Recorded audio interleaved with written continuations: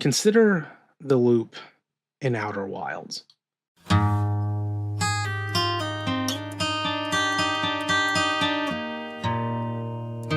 The Nomai's probe cannon malfunctions while orbiting Giant's Deep, which you can see from your campsite on Timber Hearth. On Ash Twin, specks of dust lift into the air, coalesce. Before long, a new colossus roams the equator, transporting sand from the surface to its nearby sibling. Pieces of Brittle Hollow's crust fracture and fall, consumed by the black hole lurking in the planet's core. Even the mighty Tower of Quantum Knowledge will eventually succumb, swallowed up by that phantom void. Fractions of a second earlier, the tower will appear at the other end of the solar system, near the White Hole Station, where it will float amongst the planet's debris until the end. An interstellar comet nears the sun. As it does, the ice embedded in its surface melts, revealing a twisting lattice network of tunnels underneath. At its center, another dark secret of the universe waits. Back on Ember Twin, the deluge of sand brought to the planet buries a subterranean Nomai civilization. The secrets of their research, the echoes of their lives, happiness, sadness, want, all lost now to the endless enormity of time. And then the big show finally arrives. The sun expands, darkens, explodes. Within seconds, the supernova reaches Timber Hearth. It destroys your campsite and everyone you've ever known. There's nothing you can do to stop this.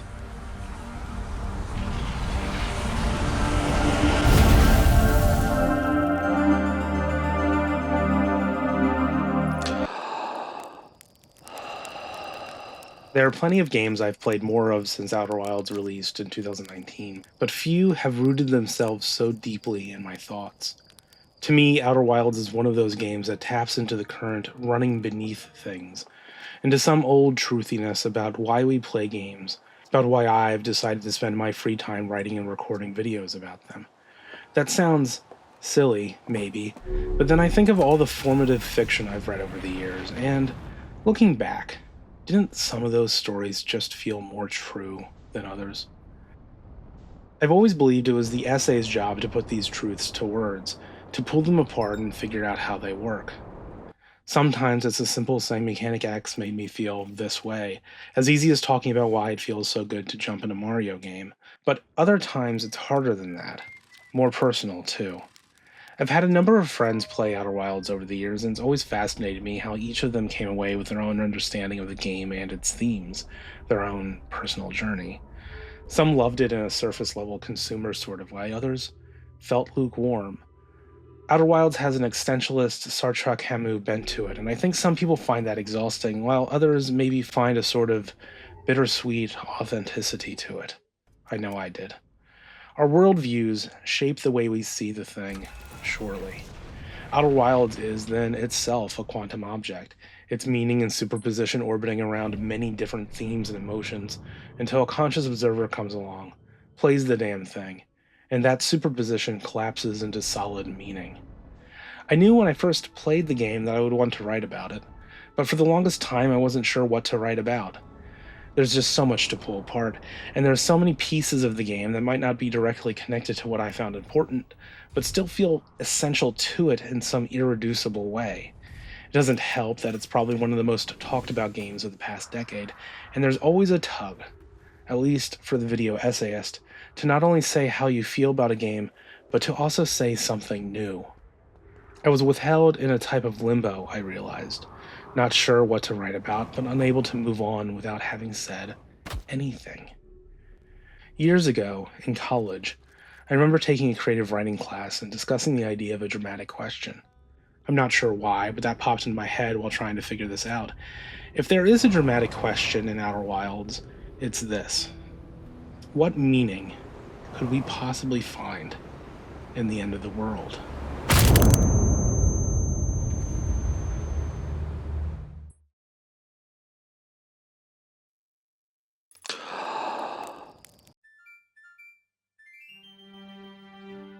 You enter Clock Town at dawn on the first day. Nearby, a team of carpenters construct a viewing tower for the Carnival of Time fireworks. They have 3 days left, and every second counts. The moon, meanwhile, hangs overhead, inching towards the earth.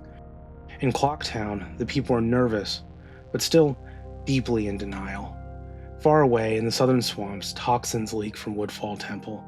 A scapegoat is needed, so innocents are imprisoned and tortured for crimes they did not commit. There's no one there to rescue them. Later that night, in the dark, otherworldly creatures assault a nearby ranch. They abduct a young girl and her prized livestock. Storm clouds move in at dawn, and the builders work through that downpour. In the east, nestled somewhere in the depths of a Kano Canyon, there is a single house.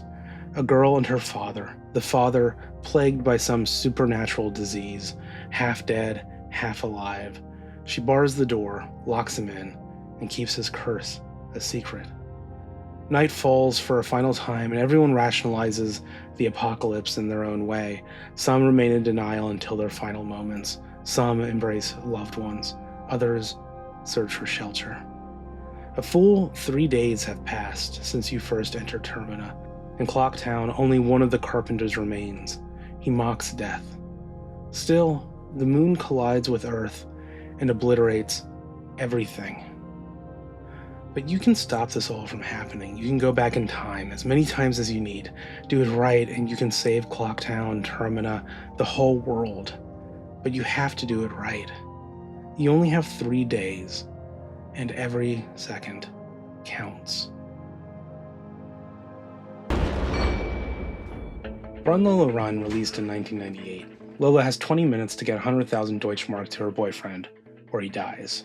Her first attempt fails, rather spectacularly, but then she gets a second chance, and then a third. Time rewinds, and she can use whatever knowledge she gained during her first run to navigate subsequent attempts. Run Lola Run is an exploration of causality, fragile destinies, and butterfly effects, sure, but it also traffics in simple power fantasy. What if you could rewind time? And it's from this perspective that you can most clearly see gaming's influence on the film. It's easy to draw a direct line from Lola's attempts at saving Manny to Mario and Princess Peach. Yeah, like Mario and Princess Peach. In a 2015 interview, game director A.G. Alnuma revealed that Run Lola Run directly inspired the core design concepts of Majora's Mask, which entered its development just about a year after the film's release. So, Run Lola Run was inspired by video games, but it in turn inspired Majora's Mask. A reminder then of how all our favorite media is built with the pieces of what came before, and sometimes that lineage goes back and forth between forms across the years.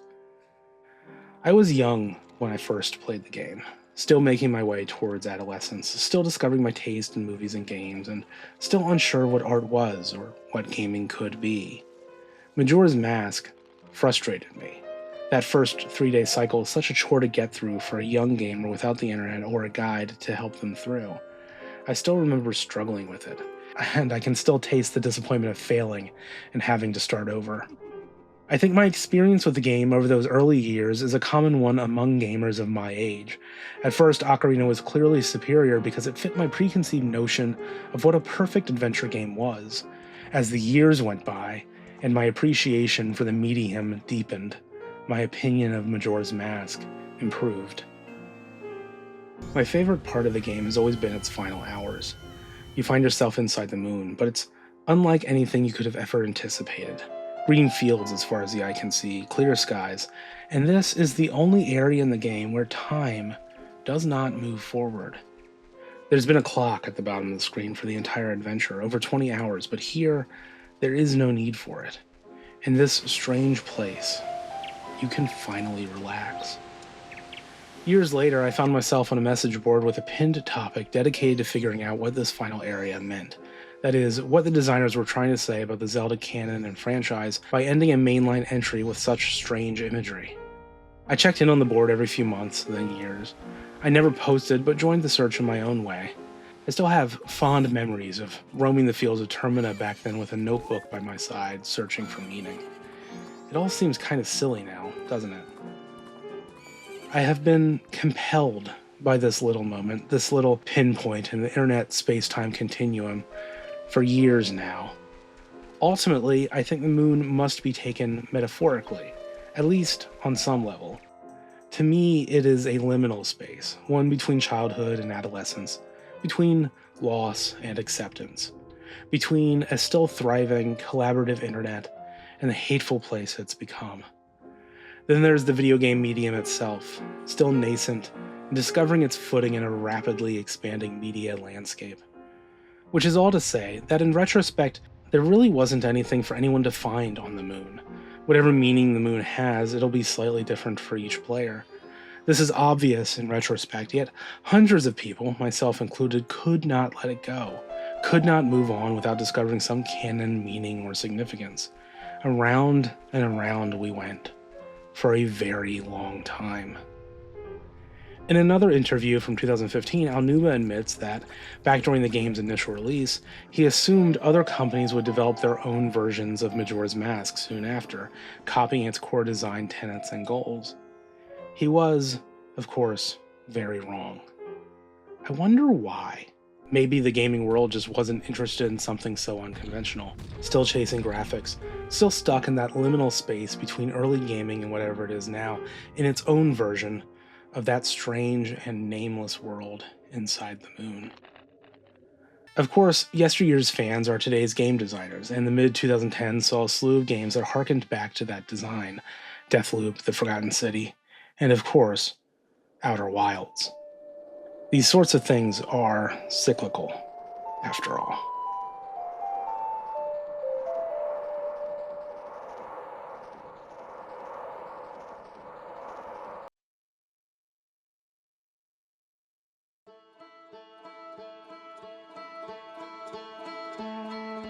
To understand Outer Wilds' deeper design goals, you must first consider the landscape in which it was conceived. Skyrim and The Legend of Zelda Skyward Sword released just a year earlier in 2011. Both games represented significant shifts in their house styles. Zelda moved away from the hub-and-spoke, somewhat open world of previous entries to something far more linear, and Skyrim doubled down on straightforward quest design and map markers. Both games became critical and commercial darlings, but the fan response was more negative. Skyward Sword broke me as a person. It just sort of goes out of its way to just over-explain everything, and it's a good example of how doing that can really drain the sense of player discovery. And you can see how different Skyward Sword is, design-wise, if you compare it against Wind Waker, released less than a decade earlier. So this is from the Wind Waker. There is a gallery in the game of pictographs that are taken of sort of weird oddities from across the Great Sea. And you can ask Lenzo, the character who took these pictures, about them, and they'll give you like a little small descriptor to kind of make you interested, and then they'll tell you where you could go to see where the picture was taken. Like, it's rewarding you for being curious, and we wondered, what if this was just the entire game? Kind of have an issue with quest markers, or at least the way they are done a lot, is that they make it easy to progress through the story without understanding why you're progressing through the story. Like, you can just kind of go down and treat it like a checkbox list, and then you're done, but you might not actually have any idea what happened.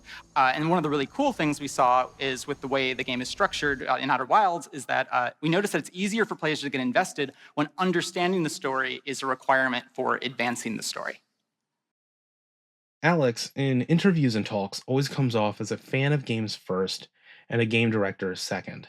Someone who really followed that old adage about focusing on building something that you'd want to play and trusting that the rest will fall into place.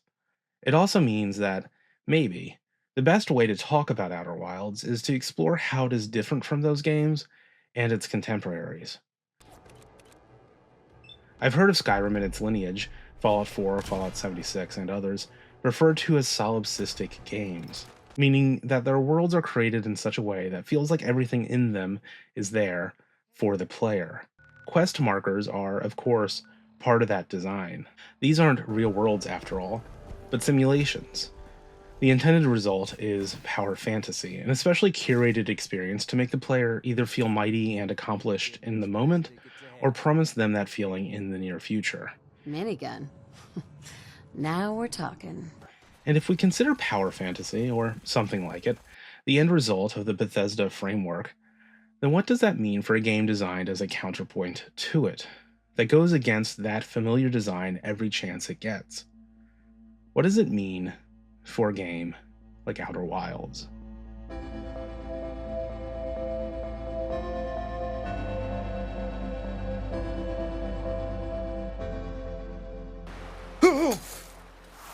To escape 2021's Deathloop, you must kill 8 visionaries in one single day. You won't have enough time to eliminate each one by one. You'll need to subtly guide your targets, herding them into just a handful of locations to take them out in groups. It'll require some experimentation to learn how to orchestrate events just right, but thankfully you'll have as many loops as you need to figure it out.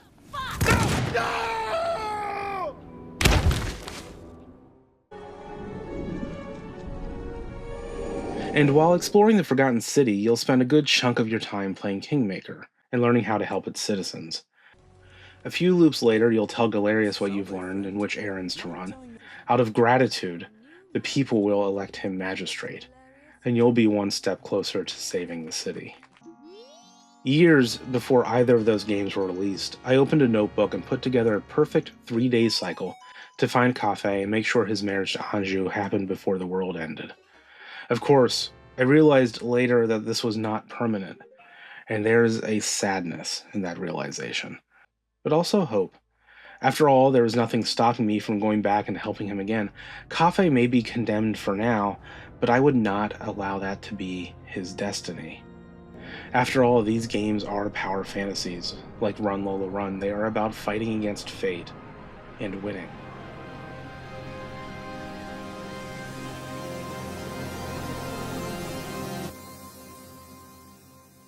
Outer Wilds doesn't give the player the chance to change anything. You'll never, not once, do something early in a loop to see how that affects things later on. So you could say that Outer Wilds occupies a space orbiting those other games, the Run Lola Run lineage, but is also separated from them. Free will on one side, dogged determinism on the other. And I think that this difference isn't so much a philosophical one, at least not for the game designer, but a question of design priority. These games, I assume, started with the loop as their core design concept. Outer Wilds started with other goals, and the loop was added to facilitate those ambitions. Consider this, a quote from a 2020 interview with level designer Lone Vernau. Quote, "Outer Wilds' time loop actually came from gameplay. One of our initial goals was to create environments that would change drastically over time, like Brittle Hollow crumbling as it is bombarded by its volcanic moon. In this setup, we needed a way to rewind the clock, so you could go explore those environments early or late in that process, hence the need for a time loop." So bottom up, Majora's Mask versus top down, Outer Wilds. While on the surface, Outer Wilds seems to owe its existence to Majora's Mask, or Skyward Sword for that matter, it actually seems to be more interested in that random side quest from Wind Waker. That's not to say that once the loop was introduced, its effect on the game's theme and mood was not considered. It absolutely was. There's this part of the original Outer Wilds design document where Beecham talks about the urge to have the player trigger the sand cyclone on Ash Twin, providing them, meaning the player, a bit of agency. Ultimately, the designers decided not to, and the cyclone will spin whether the player visits the twins or not. And this isn't a one-off example. You can see instances of it throughout Outer Wilds. Take the Tower of Quantum Knowledge, for example. It will be impenetrable at the start of the loop, but wait long enough and it will appear near the White Hole Station, where you can float in undeterred. There is no agency here. The tower will fall into that black hole whether you're there to see it happen or not. And to solve the puzzle, you just have to notice that it already solved itself. And so there's this contradiction at the heart of the game. You can go wherever you want, more so here than almost any other title. The whole solar system is in your hand. But you can't change a goddamn thing, no matter how hard you try. Of course, by way of confession, that's not entirely true. The player is eventually allowed some agency. They get to affect the world in a very big way. They get to choose whether or not to let it end.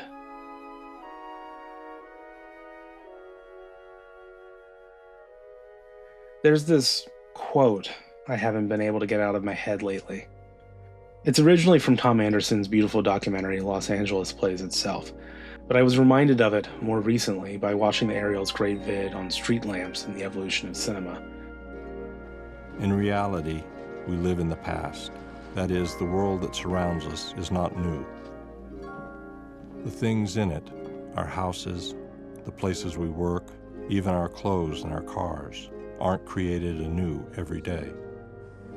So any particular period is an amalgam of many earlier times. And LA Confidential acknowledges the pastness of its present. I'm enthralled now by how this is also true for the way we consume media. Every piece of film, TV, or video game that enters our collective subconscious finds itself among an amalgam of earlier things. It's these prior works that contemporary media is in active dialogue with, reflecting meaning back and forth. Not just during consumption, but also during creation, because in reality, we often do live in that past.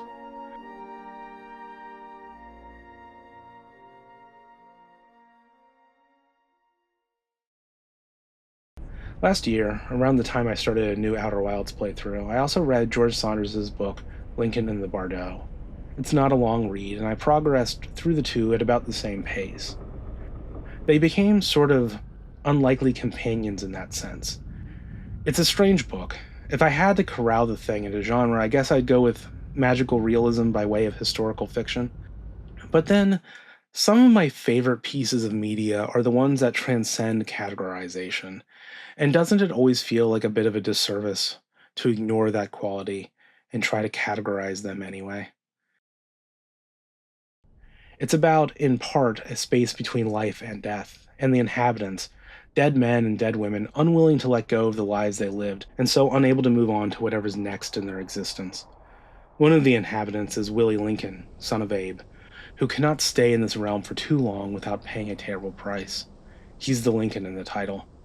The other part of the title, the Bardo part, is borrowed from Buddhism. Though initially a state of existence between life and death, the concept is expanded here to incorporate many different kinds of transitions, resonating with themes of liminality and transformation quite well. It feels at home in Outer Wilds, too. The Bardo's denizens, those in the book, not the ones from Buddhist teachings, lament that they can never go back to change anything about their previous lives. They mourn their loss of agency in this new state of being. Quote, "What would be the point for any of us here? It is too late for any alteration, of course. All is done. We are shades immaterial, and since that judgment pertains to what we did or did not do in that previous material realm, correction is now forever beyond our means. Our work there is finished. We only await payment."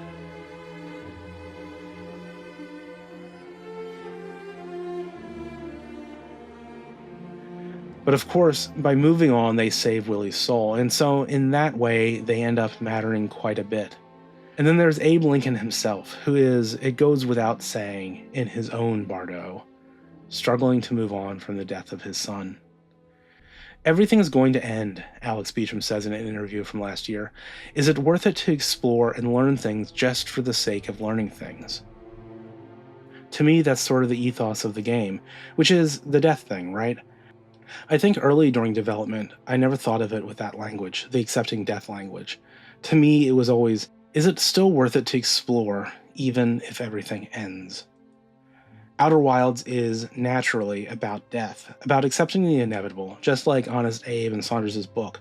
It's also about the liminal spaces between the things we don't want to leave and the places where we are destined to arrive.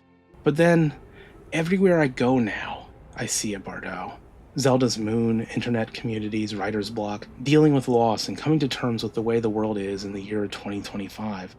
They are all different from one another, categorized not just by the people stuck in them, but, for lack of a better word, their shape. Consider their edges and their sprawl. And then, do me a favor, and consider Outer Wilds one final time. We wake at the campfire on Timber Hearth. I recall the warmth of Halcyon days gone, and maybe you don't have the same memories I do, but you must still find the same warmth in the fire and s'mores. Today's the day we leave home for the first time. But before we do, Hornfels asks us where we want to go. After years of Skyrim and Far Cry, it's here, finally, that an adventure asks us where we want to go. There are no markers, no game designers in the sky forcing us down a corridor. Go anywhere, go nowhere. It's up to us. Maybe it's the 30-some years I've spent looking up at our own, or the years stuck in Majora's Mask, but either way, the moon calls to me. So I hop in the ship and make a beeline for the lunar surface. As I break through the firmament for the first time, I feel the tug of that peaceful home we're leaving behind.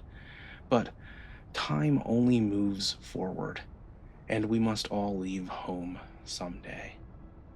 On the moon, near its north pole, you find an old lunar lookout.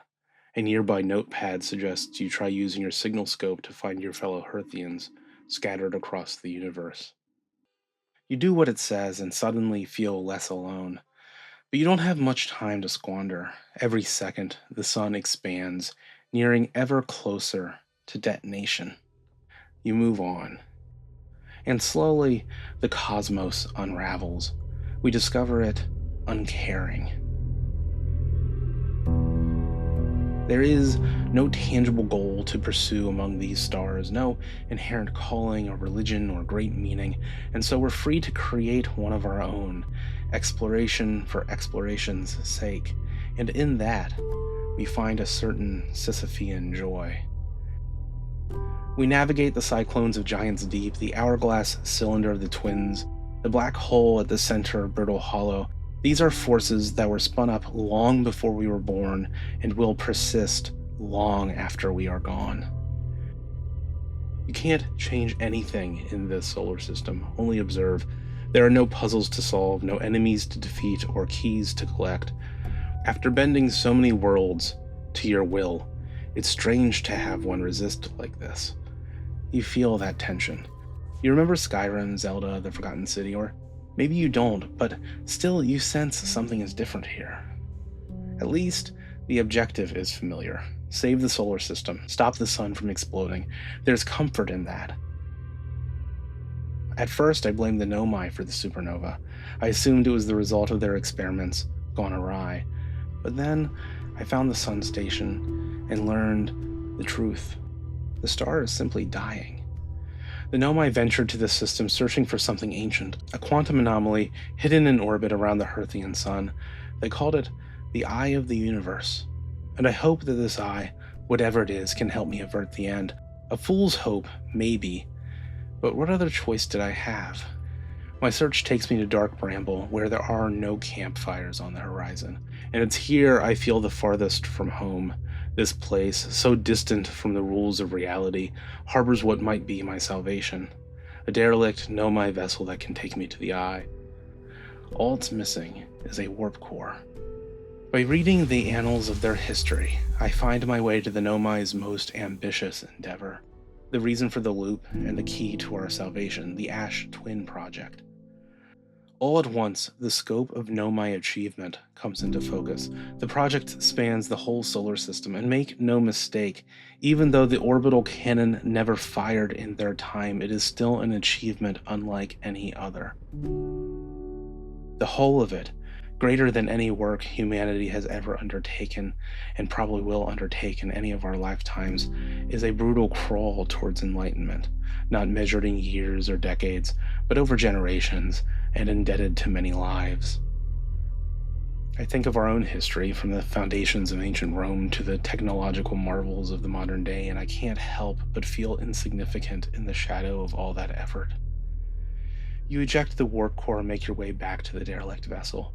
The Ash Twin Project powers down for the first time in many millennia, just another relic in the debris of the cosmos. Slowly, it dawns on me that without the project, the loop will cease. If I die here, deep in the bramble, there will be no rebirth. And if I don't make it to the Nomai vessel in time, the universe will end, and I will have no way to try again. I feel untethered and hold my breath.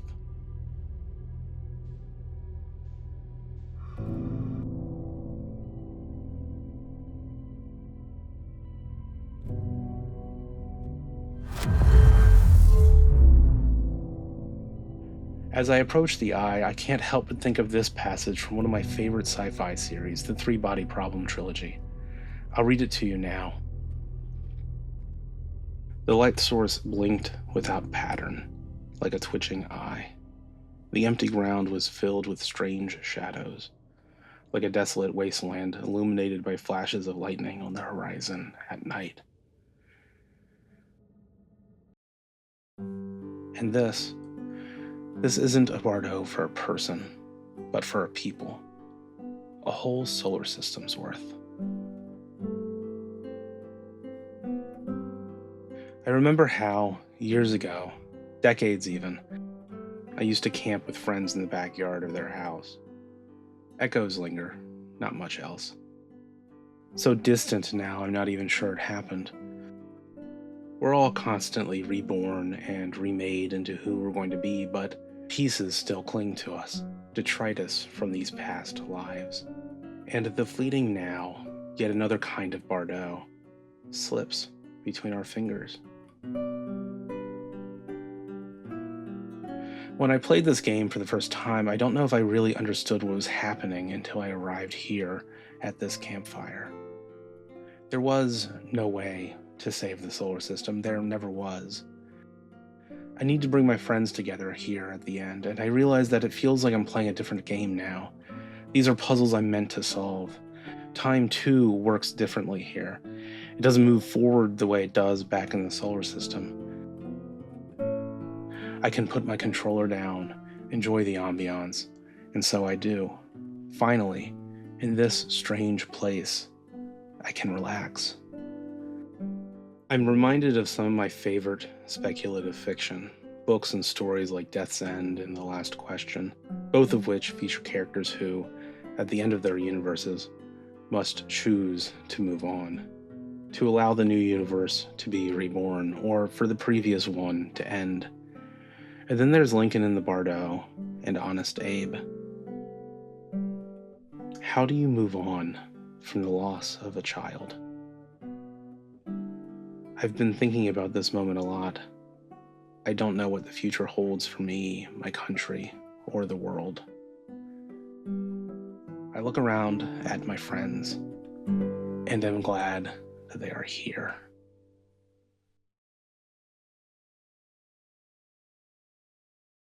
A friend and I were recently looking at the Outer Wilds design book and noticed something about the ad copy.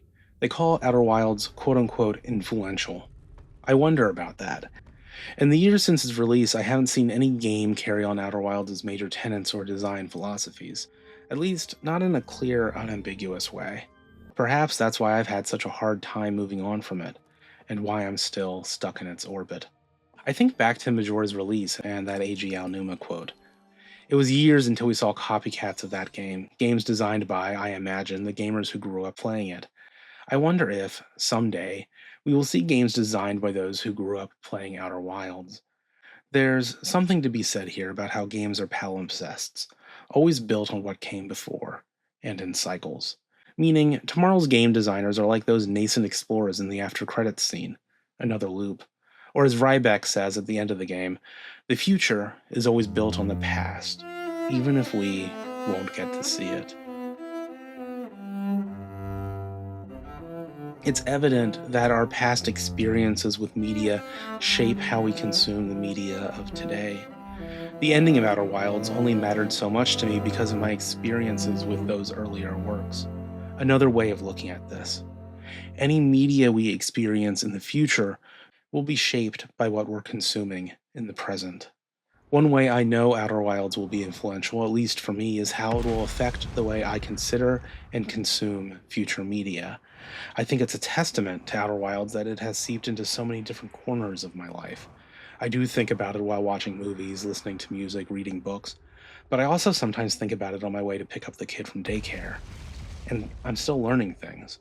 The other day I realized that I never, not once, attempted to just leave the solar system.